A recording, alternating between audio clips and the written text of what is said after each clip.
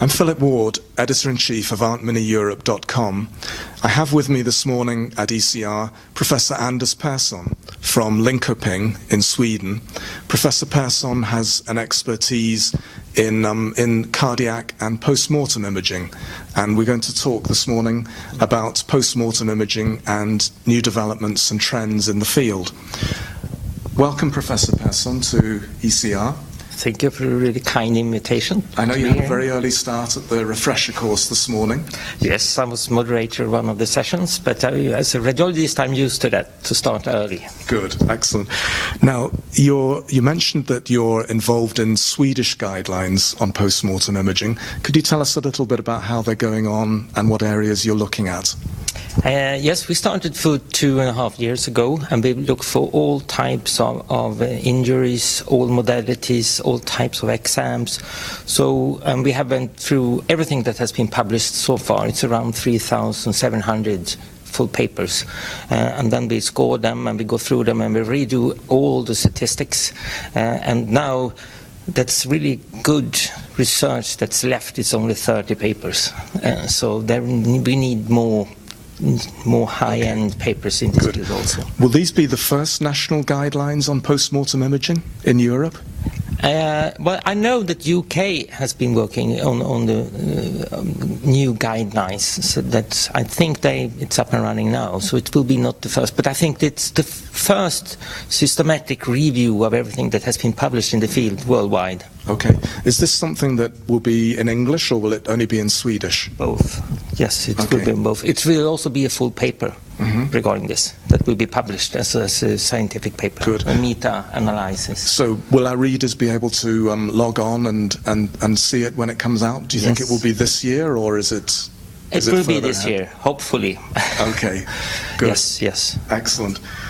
I was also going to ask you, Anders, about what makes a good forensic radiologist? What, if any of our listeners want to get involved in forensic imaging, what do you think are the qualities that they should have and the areas of expertise? I think they should be open-minded and curious. Also get the skills from a forensic scientist, because you need both.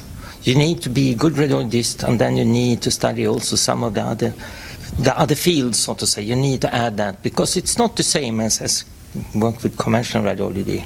Okay, so at CMIV, how many radiologists do you have there in Linköping at the moment? Actually, it's a multidisciplinary research center, but located in the center of the university hospital. So it's 90 researchers, and we have 40 PhD students, 50% from the technical faculty, 50% from the medical faculty. And we have a lot of radiologists, of course, and we are currently 5 that works with postmortem imaging. Okay. Do you find that is it hard to recruit and to get people involved in forensic imaging? No, we had that discussion when we started 2003, but it hasn't been like that. Actually, we have also a forensic person, a doctor, that come to us to be 1 month, and is after 5 years still there. So he has both a radiologist and a forensic doctor just now, and that's excellent. Very good, very good. Now, the constant battle in forensic imaging seems to be between CT, which has been the traditional modality, and MRI. Is that moving on at all? Do you sense that one modality is winning over another? No, I think we need both. You know, there are different pros and cons. The CT for the skeleton and gas, and MRI for the soft tissue, and you can add also DTI and diffusion weight imaging, new fancy things, and quantitative imaging. We developed a new way to do it. It's called synthetic MR. We have an absolute grayscale, and it doesn't matter if there's a cold body. Right. When you put a cold body into the MR, everything changed in the image, so to say. But with this new method, we have solved that. Okay. So for forensic investigations, how many do you have? 1 CT and 1 MRI?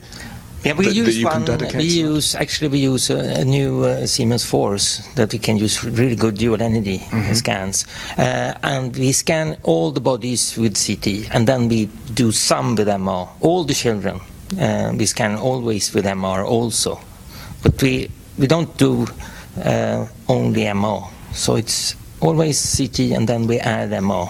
Okay, that's very good. So in terms of the popularity, I'd imagine that compared to a traditional autopsy, it's very readily accepted by families, by end users as well. Yes. So in the forensic field today, it's an add-on. It's a new tool that you add to the autopsy. But in the clinical field, it could replace the autopsy, because in Sweden, 5% of all clinical cases go to autopsy, and 95% don't do anything. So this will be to replace autopsy, and you'll gain a lot, actually. Right. How is that trend going? Is that percentage going to virtual autopsy increasing year on year? Yeah, I think so. Yes. But we need good studies. We need to validate it, and we need to have national guidelines. That's extremely important. I know you mentioned that you're working with your Swiss colleagues very closely. Yes.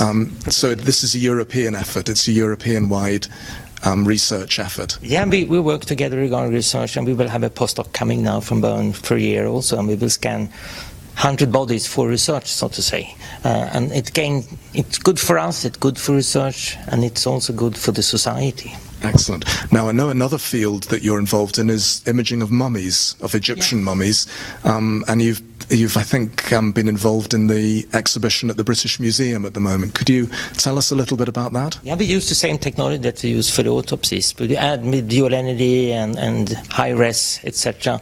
But it's mainly we scan with the CT. Right. But there is a new exhibition at the British Museum that's really nice, actually, and it's in the main entrance, and you use imaging in a new way. So I can really recommend this. And we have also in Stockholm a new exhibition in the Mediterranean Museum, and we use the visualization table in a new way. Excellent. So go to the British Museum. I think that's Professor Persson's advice. Yep. Go and check it out.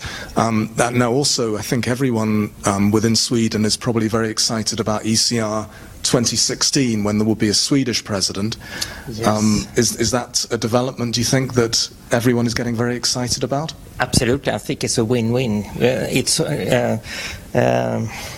We have a board. CMIV belongs to the university, and we are located in the university hospitals for our own modalities, and we have a scientific board, but we have also a board that decides everything, so to say, and the head of the board is the new president for ECR, Katrin Wiklund. Excellent. So that's I think she's a nuclear medicine specialist. Yes. Yeah. So this will perhaps be the year that nuclear medicine and radiology becomes even more integrated and involved with each other. Yes, absolutely. Well, we look forward to that. Yes, Professor Persson, thank you very much for your time, and I hope you enjoy the Congress. Absolutely.